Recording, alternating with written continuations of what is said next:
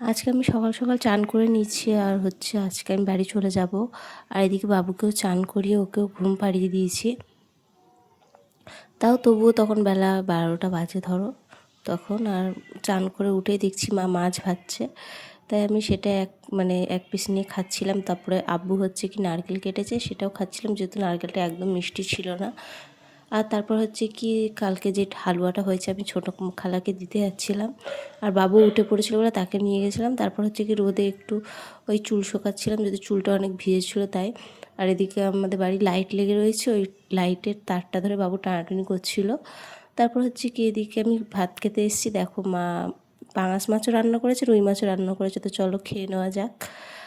আর তারপর কি আবার সন্ধ্যাবেলা আমি রেডি হয়ে গেছি, যেহেতু বাড়ি যাব তার জন্য। আর এদিকে আমাকে ভাই নিয়ে যাবে। তো এই যে আমি গাড়িতে বসেও পড়েছি, এবার বেরিয়ে যাব। আর রাস্তায় গিয়ে একটু মোমো কিনে নিয়েছিলাম, যেহেতু মোমো খাবো বাড়ি এসে। আর বাড়ি এসে সব ঘরটা গুছিয়েছি, বিছানার চাদর চেঞ্জ করেছি, তো সব কিছু করে এই যে আমার ঘরের অবস্থা।